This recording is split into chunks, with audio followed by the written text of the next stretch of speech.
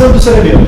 O exame do cerebelo, nós temos estratégias diferentes para fazê-lo, e eu vou só explicar os mais básicos aqui para vocês poderem fazer. Primeira coisa, a gente vai na gradação de acordo com a necessidade do paciente. Então, você tem que saber, vocês lembram lá, lesão do vermes acomete mais o eixo axial do paciente, lesões hemisféricas mais apendiculares. Então a gente tem que saber o que está acontecendo, tá? Porque se eu só examino o equilíbrio dela aqui e esqueço da parte periférica, pode faltar alguma coisa, e vice-versa, tá? Então a gente tem que saber pela anamnese. Nosso diagnóstico é dado com anamnese, até quando o paciente não pode falar, tá? A gente já tem noção do que está acontecendo e já sabe. Nosso exame físico é para confirmar a nossa hipótese e quantificar a nossa hipótese. Não se esqueça disso, tá? Vou mostrar as estratégias, vamos lá. Como é que a gente examina se o paciente tem ou não tremor? Há formas diferentes, a mais simples, em especial para o cerebelo. Estica seu braço desse jeito, assim, palma da mão para cima, abre bem seus dedos assim e mantém desse jeito. Fecha o olho agora, faz só. Mantém assim, segura um pouquinho, já, tá bom. O que é que eu fiz? O tremor cerebelar, você já sabe da característica dele. É um tremor posicional ou de movimento, e ele é um tremor que tende a ser mais da periferia dos membros, né? Se eu peço para o meu paciente levantar os braços, eu já vejo o tremor, mas se eu peço para ele fazer a supinação e ainda por cima contração muscular, a gente exacerba um possível tremor que ele tenha cortal associado ao movimento, tá? Maneira da gente fazer é só observar se há ou não. Aí lembrando, é um tremor de frequência rápida, amplitude pequena, todas as características que a gente tem do tremor cerebral, ok? Depois, vamos fazer um outro exame que vocês aprenderam também, o exame da diadococinesia. Diadococinesia, vocês já sabem, capacidade de fazer movimentos rápidos e alternados, tá? Como é que a gente examina? Você com essa mão, faz desse jeito, assim, o mais rápido que você puder, cada hora em Deus. Joia. Põe essa mão de cá agora. As duas mesmo tempo. Joia. Muito bem. Um movimento simples, que a maioria das pessoas consegue fazer e que a gente, eventualmente o paciente não consegue fazer isso. Às vezes o movimento delicado às vezes não faz parte da vida do paciente. Então a gente precisa adaptar o paciente, senão você vai falar que ele tem diadococinesia sem que ele tenha. Não é isso, ele nem chegou a aprender aquele movimento. Então como é que ele vai realizar na hora do exame? A gente faz movimento mais grosseiro, se vocês quiserem. Pede para o paciente fazer assim, ó. Movimento repetido, alternado, só que mais grosseiro. Entendeu? Que a gente tem que ver se ele tem essa capacidade ou não. E não se ele tem o aprendizado no turno nesse momento. Beleza? Joia. Outra maneira de examinar um teste muito simples que examina o tanto de função do cerebelo. Tá? A prova dedo nariz, índex nariz. Como o quê? Vocês vão ver alguns vídeos de semiologia falando para a gente abrir o braço do paciente assim, encostar na ponta do nariz. É um exame que pode ser feito, mas a própria propriocepção do paciente pode interferir nisso. Tá? Não tem erro. Eu só vou mostrar uma outra maneira mais delicada para vocês poderem fazer esse exame. Faço e já explico para vocês. Ponta do seu dedo aqui, encosta na ponta do meu dedo. Isso. Agora encosta a ponta do seu dedo na ponta do seu nariz. Isso. Volta aqui. Vai lá. O mais rápido que você conseguir esse movimento. Isso. Pode manter, senão vai parar. É o pedido. Bom? Pode continuar fazendo, só que de olho fechado. Isso. Pode abrir seu olho. Continua o movimento.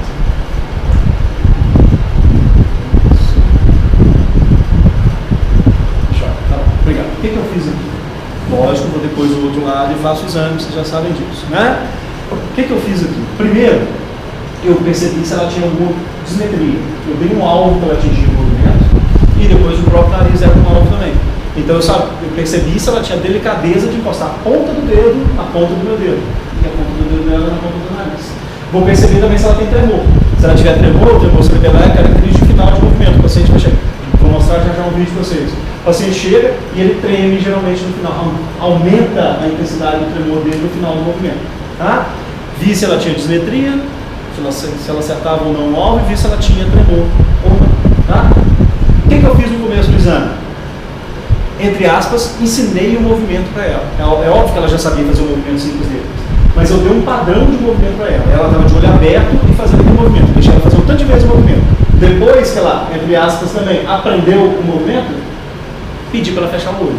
Para testar se aquele movimento tinha sido aprendido. A distância, a quantidade de contração muscular, a sequência de articulação que ela tinha que usar. assim, se ela aprendeu um movimento de olho aberto, sem enxergar, ela teoricamente conseguiria fazer a mesma coisa. E ela conseguiu. Tudo bem? Depois disso, ela abriu o olho de novo e eu comecei a mudar a posição do meu dedo.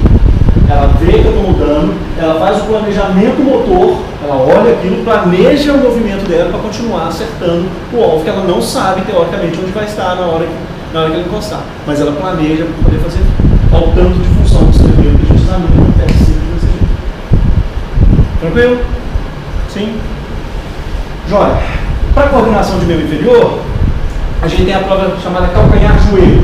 Membro inferior, vocês já sabem, a gente tem muito menos coordenação por causa da própria desnecessidade, né, de coordenação tão precisa quanto o membro superior. Tá? A gente compõe verbalmente o movimento do paciente e pede para ele fazer. Quero que você encoste seu calcanhar no seu joelho, e aí depois que você encostar, você vai descer arrastando seu calcanhar até na ponta do pé. Tá, pessoal? Isso. Joga mais uma vez, faz mais uma. Isso. Depois vai fazer o outro lado. Movimento simples, só para saber se você tem como coordenar isso aí. Tranquilo? Tem na apostila de vocês, e tem também no livro do professor de Machado, um exame que chama prova do rechaço. Duas coisas. Primeiro, ressalva lá, do jeito que ele escreve, não é que está errado, mas do jeito que ele escreve no livro dele, fica parecendo que rechaço é uma alteração do cerebelo. E não é. É um artifício do exame físico que a gente tem para examinar o cerebelo. Cuidado com essa interpretação lá. Tá? E segunda coisa, mesmo que a gente faça isso durante o exame físico, evitem de fazer esse teste, porque é um teste que o paciente, já vocês vão entender aqui, que pode ser desagradável para o paciente. Já explico melhor isso para vocês. A gente consegue examinar o paciente de outras, o cerebelo do nosso paciente, de outras maneiras que não conhece. Tá? Vou fazer o exame e explico para vocês. Tá? Você vai fazer assim, seu braço. Um pouquinho mais aberto. Isso. Força, tá? Eu vou tentar puxar, você não deixa puxar, tá? Força. O que eu fiz com ela? O exame da força que vocês já conhecem como faz, tá? Pedi para ela ficar em determinada posição, eu exerci uma força e pedi para ela fazer o contrário. Só que, de repente, eu soltei. Se ela não tivesse o cerebelo funcionando, ela provavelmente não conseguiria parar o braço dela em movimento, por causa da dismetria que ela poderia ter das alterações. E com isso, o que acontece com o paciente?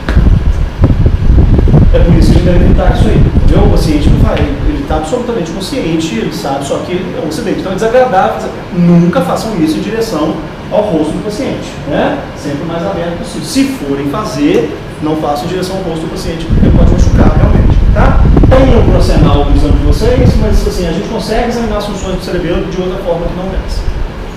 Entendido? O que mais? Dúvidas, perguntas? Acho que passei por tudo, né? Marcha também, só um apêndice aqui. Marcha serve para examinar cerebelo, se o paciente vai ter queda com lado, a marcha em estado, a marcha táxica, que vocês já conhecem, a basia, o paciente com o alargamento da base, isso aí tudo. Eu só mostrando a parte mais efetiva. A marcha a gente examina um tanto de coisa para o nosso paciente, tá? O teste de Romberg, que eu falei com vocês, qual é a peculiaridade do teste de Romberg em relação ao paciente cerebelopata? A visão não interfere no paciente com cerebelopatia. Se o paciente tem uma doença do cerebelo, tanto com o olho aberto quanto com o olho fechado, ele vai ter alterações. Ela pode até se exacerbar quando ele fecha o olho, o que é natural.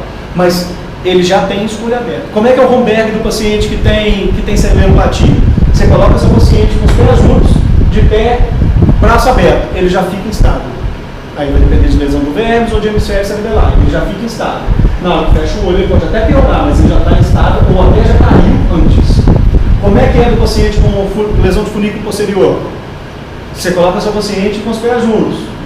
O braço desvia para o outro, a visão pode corrigir. Tá bem? Tranquilo? Podemos ir para a prática?